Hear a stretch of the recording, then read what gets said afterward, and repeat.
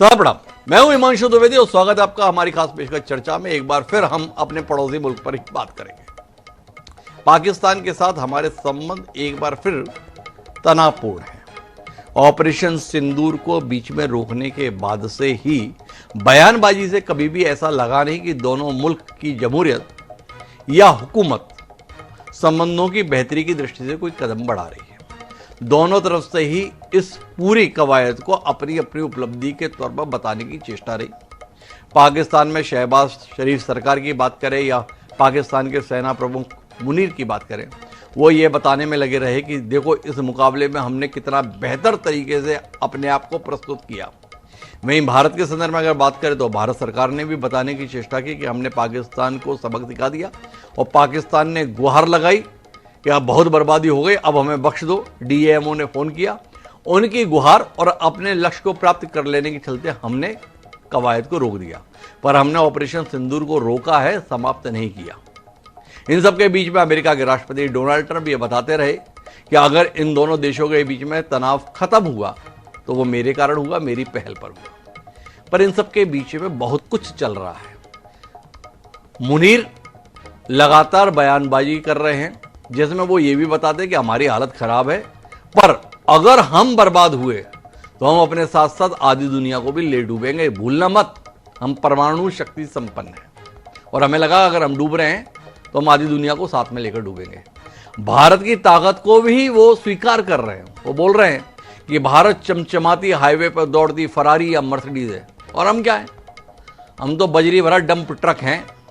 अब ये मर्सिडीज या फरारी हमसे टकराएगी तो नुकसान किसका होगा। पर ये तो उन्होंने बता ही दिया कि हमारी स्थिति तो कितनी खराब है। पर इन सबके बीच में महत्वपूर्ण बात क्या है, वो है पाकिस्तान के प्रधानमंत्री शहबाज शरीफ का आज का बयान। उन्होंने सीधे तौर पर भारत को दुश्मन करार दिया है और सिंधु पानी के संदर्भ में कहा है कि हम दुश्मन को छोड़ेंगे। भारत के थल सेना अध्यक्ष उपेंद्र द्विवेदी ने तकरीबन 10 दिन पहले एक बयान दिया जिसमें एक कहा कि एक बड़े युद्ध की संभावना बन रही है और हमें इसके लिए तैयार रहना होगा। तो आज हम इसी पर बात करेंगे। रिश्तों की टूटती डोर, युद्ध की ओर। क्या हम एक विधिवत युद्ध की ओर बढ़ रहे हैं? पहलगाम हमले के बाद जो कुछ भी हुआ था उसे एक विशेष ऑपरेशन की संज्ञा दी गई थी, युद्ध नहीं करार दिया गया था। पर क्या अब हम युद्ध की ओर बढ़ रहे हैं, ये सवाल है। इसी को समझने की कोशिश करते हैं। 3 खास मेहमान हमारे साथ हैं। हमारे साथ रक्षा विशेषज्ञ के तौर पर सेवानिवृत्त लेफ्टिनेंट कर्नल जय सोढ़ी साहब हैं। विदेश मामलों के जानकार रोविंदर सचदेव हमारे साथ जुड़ चुके हैं और साथ ही पाकिस्तान से वरिष्ठ पत्रकार रण अली जोहब साहब भी हमारे साथ हैं। चर्चा की शुरुआत रोविंदर सचदेव जी से करते हैं और सचदेव जी आपसे समझना चाहेंगे, भारत ने पहलगाम हमले के बाद सिंधु जल संधि को स्थगित किया और पाकिस्तान ने शिमला समझौते को प्रतिक्रिया में स्थगित किया। पाकिस्तान ने अपना एयर स्पेस भी बंद किया। पाकिस्तान ने ना तो शिमला समझौता अभी तक बहाल किया है, ना ही एयर स्पेस खोला है, पर सिंधु का पानी के संदर्भ में वो लगातार बयानबाजी दे रहा है। क्या देख पा रहे हैं आप? दुनिया का दबाव भारत पे बने, इसकी ये कवायद है या वस्तुतः युद्ध की ओर हम लोग जा रहे हैं, ये आप देख पा रहे हैं? अभी फिलहाल लेट्स से युद्ध को तो मैं अलग रखूंगा, बट यस युद्ध के जो पीसेस कुछ बनते हैं, बन सकते हैं, तैयारी उस तरफ हो रही है, पर युद्ध को भी अलग रखे तो yes I mean Indus waters को लेकर डेफिनेटली यस दुनिया में मैसेज दिया जा रहा है पाकिस्तान के द्वारा कि जो उसका विचार है, जो उन्हें सही लगता है, ठीक है वो रखें अपना। At the same time yes Bharat को धमकियां भी दी जा रही हैं, ये तो हो रहा है। बात यह है कि पिछले अगर आप देखें 3 दिन में, मेरे ख्याल से पिछले 72 घंटे में पाकिस्तान के 4 सीनियर ऑफिशियल्स ने बहुत ही खतरनाक और आई थिंक इररिस्पॉन्सिबल स्टेटमेंट्स दिए हैं, स्टार्टिंग विद जनरल असीम मुनीर। तो पाकिस्तान का फील्ड मार्शल, पाकिस्तान का prime minister, defence minister, foreign minister, 3 दिन के अंदर इन्होंने दिए। दैट मीन्स उस स्ट्रेटेजिक लेवल पे ये लोग एक मत या एक विचार या एक मैसेज दुनिया को देना चाह रहे हैं, चाहे दो भी। उसमें ऑब्वियसली सबसे खतरनाक मैसेज जो है वो है मुनीर का। सारे ही हैं, बट मुनीर का है कि मैं अकेले ही नहीं, मैं जाऊंगा तो आधी दुनिया ले जाऊंगा। मुनीर ने यह भी नहीं कहा कि अगर हम गए तो हम पूरा इंडिया बर्बाद कर देंगे। ठीक है, वो एक अलग बात होती, और अमेरिका में बैठ के वो कह रहा है कि अगर हम जाते तो पूरी दुनिया, आधी दुनिया जाएगी। दैट मीन्स कि वो इसको दुनिया के सामने एक तरह से दुनिया का अटेंशन खींचना चाह रहा है अभी। राइट। मैं इनफैक्ट आज ये कह रहा था कि एक तरह से पिछले 4 दिनों से ऐसे लग रहा है जैसे फेमिनिज्म में मी टू मूवमेंट थी ना, मी टू, वो अलग एंगल से थी। जी। पर यहां पे इस समय पाकिस्तान अपनी आइडेंटिटी दिखाने के लिए कि भाई मैं भी हूं, आई थिंक ये स्टेटमेंट्स दे रहा है, मी टू, मेरा भी कुछ अस्तित्व है दुनिया की इमर्जिंग जियो पॉलिटिक्स में। अव्वल तो ये है, बट सेकेंडली यस, इस तरह के जो सिचुएशंस हैं, जो पोजीशंस हैं लीडरशिप्स की, आई थिंक ये डेफिनेटली चिंता का विषय है, बेहद चिंता का विषय है सर। ये बेहद चिंता का विषय है। मेरे साथ में राणा अली जोहब साहब जुड़े हैं पाकिस्तान से।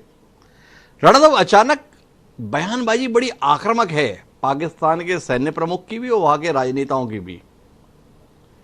अभी जब ऑपरेशन सिंदूर भारत ने चलाया तो उसमें लगातार एविडेंस दिखे कि किस तरीके से पाकिस्तान में मौजूद ठिकाने नष्ट हुए, कैसे विमान धराशायी हुए, किस प्रकार का नुकसान हुआ, और पाकिस्तान ने काफ़ी जवाबी कार्रवाई की, लेकिन भारत में किसी भी हमले को सफल तरीके से वह नहीं कर पाया।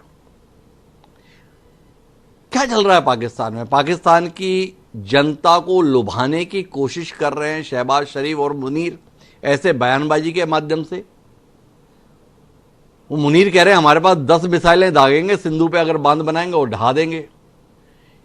अभी इतनी कोशिश की, एक मिसाइल तो भारत की सीमा के अंदर नहीं ला सके, और जो बांध बनाने उसे ढा देने के लिए दावा कर रहे हैं। थोड़ा राणा साहब बताओ तो सही, पाकिस्तान में चल क्या रहा है? किसको बहला रहे हैं और किसको बहका रहे हैं वहां पर सत्ता में बैठे हुए लोग? बहुत शुक्रिया आपका डॉक्टर साहब। एक तो काफी देर के बाद मेरी और आपकी मुलाकात हो रही है जी। और दूसरे नंबर पे जो गुफ्तगू माशाल्लाह से आपने की है, जो आपने कहा कि पाकिस्तान एक भी मिसाइल जो है वो इंडिया में नहीं मार सका, तो मेरा ख्याल है कि ये रवायती जो एक इंडियन मीडिया की खास तौर पे बात है कि जी पाकिस्तान ने कुछ नहीं किया। हम ये नहीं कहते कि आप हमारी बात पे यकीन करें, आप अपनी बात पे भी ना यकीन करें, लेकिन इंटरनेशनल मीडिया जो कि न्यूट्रल है, बीबीसी है, सीएनएन है, बाकी और सारे मामलात हैं, तो एक दफा जब हम उनकी तरफ नजर दौड़ाते हैं तो फिर हमें नहीं बल्कि पूरी दुनिया को ये पता चलता है कि पाकिस्तान ने कितना नुकसान किया है। पाकिस्तान ने कितने आपके जहाज जो हैं वो राफेल, 4 राफेल हैं, S-400 सिस्टम है आपका। ये सारी चीजें हम नहीं कह रहे हैं, हम तो कह रहे थे तो आप ना माने, लेकिन इंटरनेशनल कम्युनिटी, इंटरनेशनल मीडिया, यहां तक कि नरेंद्र मोदी के जो फ्रेंड हैं डोनाल्ड ट्रंप, जिसको वो कहते हैं कि he is my best friend, तो उन्होंने तकरीबन को 34-35 मरतबा इस बात का इतराफ किया है कि पाकिस्तान आर्मी ने और पाकिस्तान ने भारत के जो हत्यारे हैं वो गिराए हैं। और उन्होंने यहां तक कि भी ये कहा है, बल्कि आज की ये उनके जो उनके स्पोक्स पर्सन है उनकी ये स्टेटमेंट है कि हमने बाकायदा तौर पे कॉल्स की, हमने सालसी का किरदार अदा किया ताकि ये जंग जो है वो किसी तरीके से रुके, क्योंकि भारत का बहुत ज्यादा नुकसान हो रहा था। तो ये हम आपस की बात है। आप ये कह रहे हैं कि लुभाने की बात, डॉक्टर साहब लुभाने की बात तो कोई भी नहीं कर रहा। हम तो ये हमारी तो आपको भी ये पता होगा कि उस वक्त जब ये हालात चल रहे थे, जब ये जंग हो रही थी, तो उस टाइम पे पाकिस्तानी अवाम जो है वो सड़कों पे थे, वो बकायदा अपने सामने खड़े होके तो जो मिसाइल सिस्टम से वो चला रहे थे, वो चल भी रहे थे। ये हमने नहीं बल्कि आपके मीडिया के लोगों ने, मैं यहां पे नाम ले लेता हूं, आपके एक जर्नलिस्ट हैं बड़े, जिन पे आजकल एक सुप्रीम कोर्ट का सो मोटो एक्शन भी चल रहा है, अजय शुक्ला साहब, तो उन्होंने बाकायदा तौर पे ये कंफर्म किया था कि मैंने अपनी आंखों से 4 हत्यारों का मलबा जो है वो देख के आया हूं, तो गवर्नमेंट आपकी मान नहीं रही है। तो लिहाजा ये बात तो आप छोड़ दीजिए कि नुकसान नहीं हुआ, नुकसान तो हुआ है। लेकिन रही बात अब की कि जो अब बयानबाजी है वो क्यों शुरू हो चुकी है। अब बयानबाजी आज के ही मिथुन चक्रवर्ती जो आपके वहां पे एक्टर भी हैं और उसके बाद बीजेपी के रहनुमा भी हैं, आज उन्होंने बयान ये दिया है कि जी हम ब्रह्मोस चला देंगे, एक चलाएंगे, दूसरा चलाएंगे, तीसरा चलाएंगे। तो ये जो बयानबाजी है ये दोनों तरफ से, सिर्फ हमारे पाकिस्तान की तरफ से नहीं चल रही है, ये आपकी तरफ से भी आ रही है। आपके मिनिस्टर्स भी दे रहे हैं, आपके रहनुमा भी दे रहे हैं, आपके नरेंद्र मोदी भी दे रहे हैं। तो लिहाजा ये बयानबाजियां हैं, इनको मेरा ख्याल है कि बयानबाजी की हद तक ही लें। हाँ, अगर कोई प्रैक्टिकली कोई चीज आगे बढ़ती है तो फिर मेरा ख्याल है कि ये 6 मई, 7 मई और 9 मई तक का जो एक सिस्टम था उसको फिर हमें पहले जेहन में रखना पड़ेगा और उसके बाद आगे बढ़ना। अच्छा, एक बात बताओ राणा अली जोहब साहब, हिंदुस्तान में यह सवाल उठता है कि भाई अगर पाकिस्तान घबरा गया था, झुक रहा था, डर गया था, तो आपने पहलगाम के आतंकियों को क्यों नहीं मांगा युद्ध रोकने से पहले? वैसे ही आपसे सवाल है, अगर आप इस बात पे यकीन करते हैं कि भारत का बड़ा नुकसान हो रहा था, भारत को बड़ी क्षति हो रही थी, और डोनाल्ड ट्रंप साहब ने कहा कि अरे भारत का बड़ा नुकसान हो रहा है, रुक जाओ पाकिस्तान, तो पाकिस्तान की हुकूमत ने डोनाल्ड ट्रंप से क्यों नहीं कहा पहले सिंधु जल समझौते को जो स्थगित किया है उसको बहाल कराइए, तब हम अपने हमले रोकेंगे, हम अपनी कार्रवाई रोकेंगे? क्या कहते हो राणा अलीजा साहब? नहीं देखें, इसमें हम तो क्या, मैं बड़ा क्लियर हूं कि जो आपने इंडस वाटर ट्रीटी को मुअत्तल किया, जो आपने वाघा बॉर्डर को मुअत्तल किया, ट्रेड को मुअत्तल किया, आपने उन चीजों को खत्म किया, तो पहले तो यह समझने की जरूरत है कि क्या इंडिया लीगली, कानूनी तौर पे उस चीज को सस्पेंड करने के काबिल था? क्या इंडिया उसको सस्पेंड कर भी सकता है? तो इसका जवाब इनकार में है कि नहीं, ऐसा नहीं हो सकता। उसकी रीजन ये है कि उसके अंदर जो सालिसी है, जो आप ये कहें कि जो उसके अंदर गारंटी है, वो वर्ल्ड बैंक की है, ठीक है? तो इसमें आज भी मेरा ख्याल है 2 दिन पहले जो एक इंटरनेशनल कोर्ट है, उन्होंने ये डिसीजन दिया है, ये फैसला दिया है कि भारत पानी नहीं रोक सकता है। तो पहले तो ये फैसला करना होगा कि जो भारत ने स्टेप लिया है, क्या वो कानूनी तौर पे जायज है? जिसका जवाब हमें यह मिलता है कि वो नाजायज था। अब आ जाते हैं आपके सवाल की तरफ। आपने ये कहा कि जब डोनाल्ड ट्रंप ने आपको सालिसी का कहा कि जी जंग रोक दो, तो आपने उसे ये क्यों नहीं कहा? देखिए, जब जंग चल रही होती है, हो रहे होते हैं, तो उस वक्त डिमांड्स जो हैं वो हमेशा बाद में आती हैं। ऐसा कभी नहीं हुआ कि चलती जंग में पूरी दुनिया में कहीं से कोई एक एग्जांपल मुझे निकाल दे। रशिया और यूक्रेन की वार इस टाइम पे आज से नहीं चल रही है, बड़ी देर से 2-2.5 साल हो चुके हैं। क्या उन्होंने ये जंग रोकी? उस रोकने से पहले वो टेबल पे बैठे। हमेशा पहले सीज फायर होता है, उसके बाद टेबल टॉक होती है। तो हमने जब सीज फायर हुआ, उसके बाद हमारी डिमांड्स पहले बन चुकी थी, सामने आ गई। अरे राणा साहब, अंतर है ना, तो जंग रोकने से पहले टेबल पर बैठे, ना जंग रुक जाने के बाद टेबल पर बैठने के हालात बने हैं। आप बात को समझो ना, दोनों चीजों के अंतर को। कुल मिलाकर मेरा सवाल इस बात को लेकर है कि मुनीर साहब कह रहे कि भारत ने सिंधु जल समझौते को स्थगित करके 25 करोड़ पाकिस्तानियों को भुखमरी के कगार पर लाने का फैसला ले लिया है।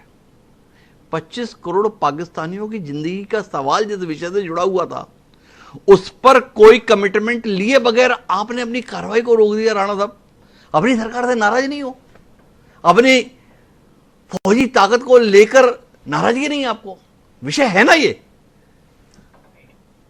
आपने बात बिल्कुल ठीक की है कि जब अब बात 25 करोड़ अवाम की हो, 25 करोड़ लोगों की जिंदगी की हो, या 25 करोड़ लोगों के पानी की हो, तो आप डॉक्टर साहब, मेरा आपसे इसके, मैं आपकी बात का जवाब देता हूं, लेकिन सवाल आपसे ये है, आप ये बताइए कि क्या भारत, जो पूरी दुनिया में ये कहता है कि हम जैसा एहसास करने वाला, हम जैसा इंसानियत वाला कोई देश दुनिया में नहीं है, हम जो स्टेप लेते हैं वो दुनिया में कोई नहीं ले सकता, क्या उसको ये मंजूर हुआ कि वो किसी दूसरे मुल्क के 25 करोड़ अवाम का पानी बंद करके और उनको भूख में उसमें डाल दे, या उनकी उस चीज को खत्म कर दे? तो पहले तो हमने हमेशा, देखें, आपने बात की जंग की, जंग पाकिस्तान ने शुरू नहीं की है, जंग भारत ने शुरू की, और इस गलत फहमी में शुरू की कि पुलवामा में जो कुछ हुआ वो पाकिस्तान ने करवाया, जबकि इंटरनेशनल, हमने जब अटैक हुआ, फौरी तौर पर वजीर आजम शहबाज शरीफ ने यह कहा, आप कह रहे हैं हमने किया, हमने कहा नहीं किया, तो इसका एक आसान सा हल है कि हम एक थर्ड पार्टी, तीसरी दुनिया से यह तहकीक करवा लेते हैं। अब तीसरी दुनिया की तहकीक की खबर से या उस काम से भागा कौन? भारत भागा। नरेंद्र मोदी ने यह चीज नहीं मानी। अरे राणा साहब, क्या है, अतीत के पन्नों को आपको भी पलटना पड़ेगा। तीसरा मुल्क आ कैसे सकता है? उस समय तो शिमला समझौता स्थगित नहीं हुआ था। शिमला समझौते के तहत हमने तय किया है, हम अपने मसले आपस में ही निपटाएंगे, किसी तीसरे की कोई दखलंदाजी नहीं करेंगे। दिक्कत बहुत है, पर मैं इस दिक्कत के बीच में सोडी साहब एक बार आपके पास आना चाहता हूं। राणा साहब मान रहे हैं हमने बहुत बहादुरी दिखाई ऑपरेशन सिंदूर के दौरान, इसलिए भारत के नुकसान को रोकने के लिए डोनाल्ड ट्रंप ने पाकिस्तान से रिक्वेस्ट की।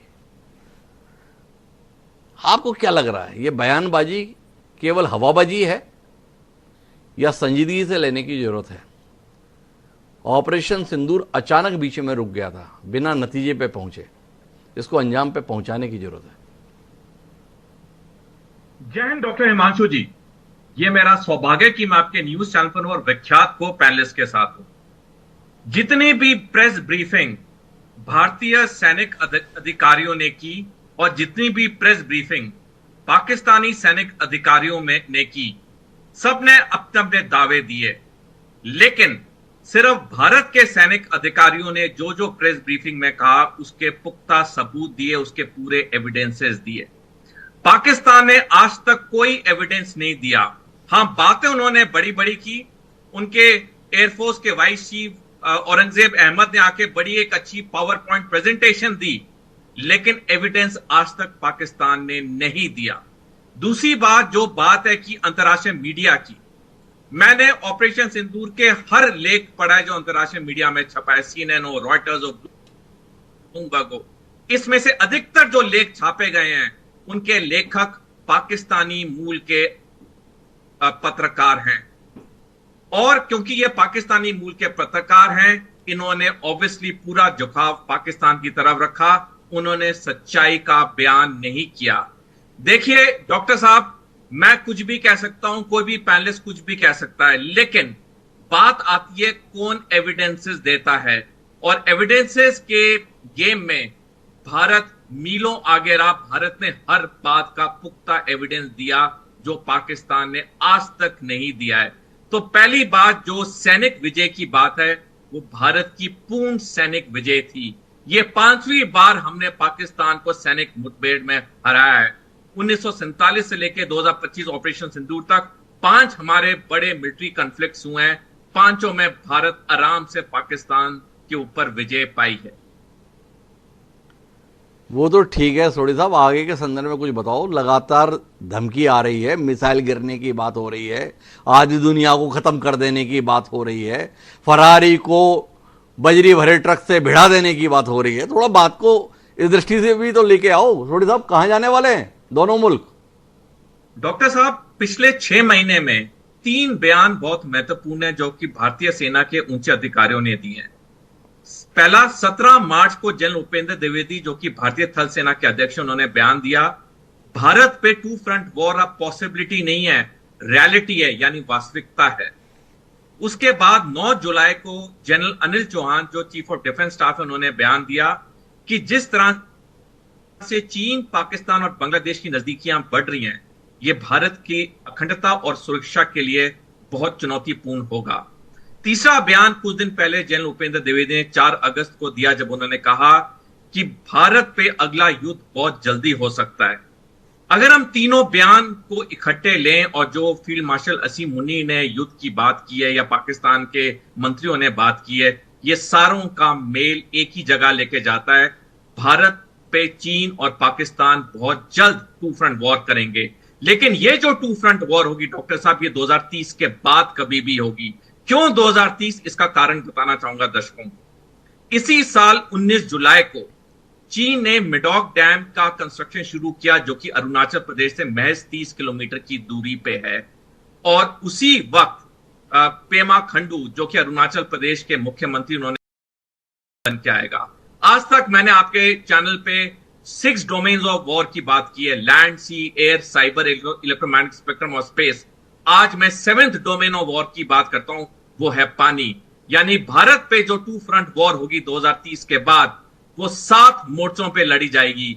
जमीन, आसमान, समुंदर, साइबर, इलेक्ट्रोमैग्नेटिक स्पेक्ट्रम, स्पेस और पानी। तो कुल मिलाकर दृश्य आने वाले समय का काफी चुनौतीपूर्ण है।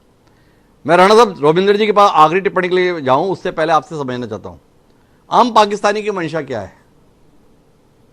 भारत के साथ आर पार का मुकाबला हो ही जाए, या आम पाकिस्तानी सोचता है कि बातचीत से समाधान की ओर बढ़ा जाए? जी राणा साहब। डॉक्टर साहब, आम पाकिस्तानी तो ये चाहता है, आम पाकिस्तानी तो ये चाहता है, जिसमें मैं बजाते खुद भी शामिल हूं, वो तो ये चाहता है कि भारत के साथ बातचीत होनी चाहिए, भारत के साथ रिश्ते अच्छे होने चाहिए, भारत के साथ ट्रेड होनी चाहिए, भारत ने जो पाबंदियां लगा रखी हैं हमारी जो एक्टर और एक्ट्रेसेस पे, ये जो फिल्मों पे पाबंदियां लगा रखी हैं, जो सोशल इनका स्टेटस है, जो एक कल्चरल एक्टिविटीज हैं, उन पाबंदियों को हटाया जाना चाहिए। आपको ये मालूम है कि रिसेंटली एक पंजाबी फिल्म आई थी दिलजीत दोसांझ की, वो पाकिस्तान में सॉरी उसमें इंडिया में उसको लगाया नहीं गया, उसको इजाजत नहीं दी गई, इस वजह से क्योंकि उसमें हानिया आमिर थी, पाकिस्तानी एक्टर शामिल थी।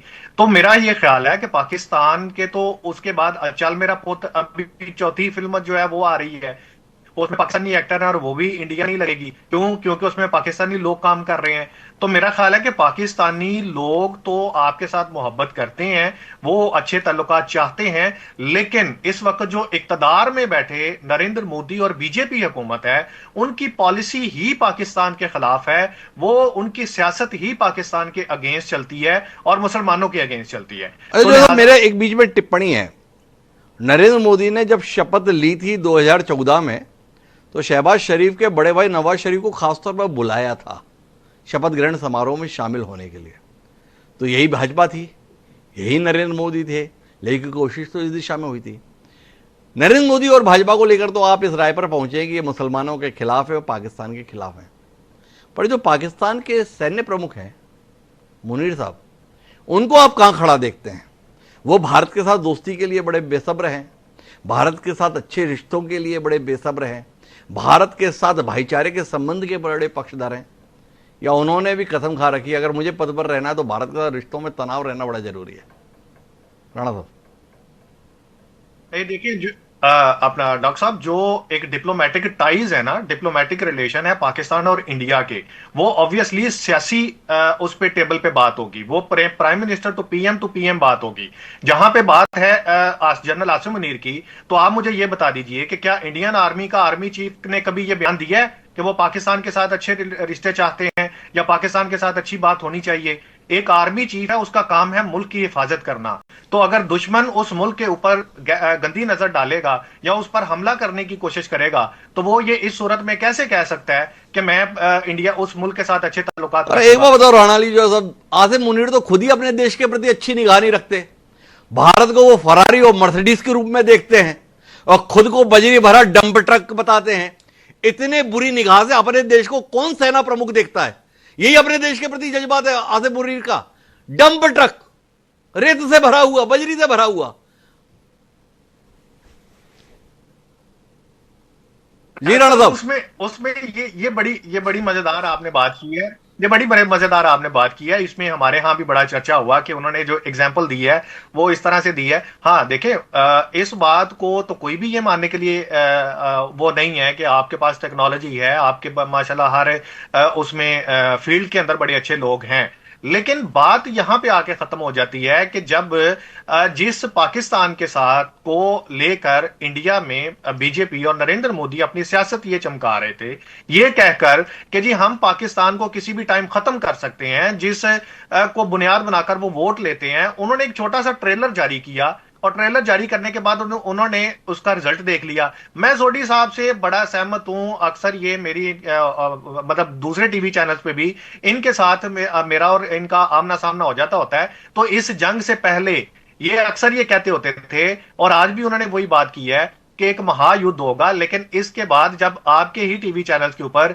ये बातें होती थी पुलवामा के बाद कि क्या जंग होनी चाहिए, तो सोडी साहब हमेशा टालते रहे हैं और ये कहते आए हैं कि भारतीय सेना जो है वो पाकिस्तान के साथ इस टाइम पे अभी जंग करने के उस पे नहीं है, कंडीशन में नहीं है। लेकिन इनकी किसी ने नहीं सुनी, ना इंडियन आर्मी ने सुनी, ना उनके सियासतदानों ने सुनी, ना नरेंद्र मोदी ने सुनी, और रिजल्ट ये हुआ कि सारी दुनिया। राणा साहब, मेरे मूल सवाल से भटक गए आप। मेरा जानना था कि जिस मुनीर साहब के संदर्भ में आप कसीदे पढ़ रहे थे, वो अपने मुल्क को इतनी हिकारत भरी दृष्टि से देखते हैं, इतना गया गुजरा अपने मुल्क को पाते हैं।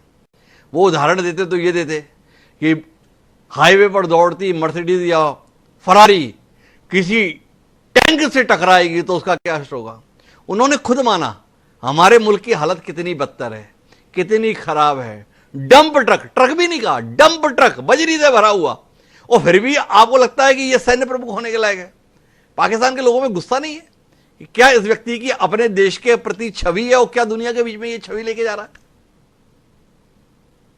नहीं देखिए, उन्होंने मेरा ख्याल है कि यहाँ पे जो मैं समझाऊं कि उनकी इस स्टेटमेंट को जरा मिस कोट किया जा रहा है, गलत तरीके से इस्तेमाल किया जा रहा है। देखिए, डंपर ट्रक जो है ना वो हमारे यहाँ कराची में चलते हैं, और वो बहुत एक पावरफुल और बहुत बड़ी एक मशीन है जिसके अंदर वो बजरी भरी हो। तो उनका ये कहना है कि फरारी और बाकी जो कारें हैं ना, जो बाकी छोटी छोटी एक मशीनरी है, मशीनें हैं, जब वो किसी बड़ी उस चीज से टकराते हैं तो वो फिर उसका कुछ नहीं रहता। तो लिहाजा डंपर ट्रक जो है ये बेसिकली आप इसको हकारत नहीं समझे, बल्कि आप इसको ये समझे कि वो कितना मजबूत है। और समझना तो पाकिस्तानियों को है कि वो समझे कि उनके मुल्क के सैन्य प्रमुख क्या दुनिया के बीच में प्रस्तुत कर रहे हैं। अगर व्यक्ति इस एहसास के साथ में कि मैं मरूंगा तो अपने साथ आधी दुनिया को ले मरूंगा, उसको एक बहादुर के तौर पर कैसे देखें, जीतती हुई सेना के नायक के तौर पर कैसे देखें? देखेंगे तो ऐसे ही देखेंगे ना कि हारता हुआ व्यक्ति इस प्रकार का विलाप करता है। तो राणा साहब, इस पर थोड़ा सा तो दृष्टि डालने की जरूरत है, पर इससे भी ज्यादा गहरी दृष्टि किस पर डालनी है? गहरी दृष्टि डालनी है अटल बिहारी वाजपेयी के उस कथन पर, आप दोस्त बदल सकते हैं, पड़ोसी नहीं। दो पड़ोसी मुल्कों के बीच इस कदर तनाव, क्या इस इलाके की बेहतरी के लिए, क्या इस इलाके के लोगों की बेहतरी के लिए, या जरूरत समझदारी भरे वक्तव्यों की है, समझदारी भरी पहल की है? युद्ध आज के दौर में जायज नहीं, ये स्वयं मोदी जी कह रहे हैं। तो इस बात पर बाकी दुनिया को भी विचार करने की जरूरत है, और उम्मीद करते हैं कि एक दूसरे को उकसाने वाली इस बयानबाजी पर रोक लगेगी और कोई समाधान की नई कोशिश होगी। इस अपेक्षा के साथ आप तीनों मेहमानों का बहुत बहुत धन्यवाद हमारे साथ इस चर्चा का हिस्सा बनने के लिए। आज के इस कार्यक्रम में इतना ही, दीजिए मुझे इजाजत, कल फिर मिलेंगे नए विषय के साथ। सादर प्रणाम।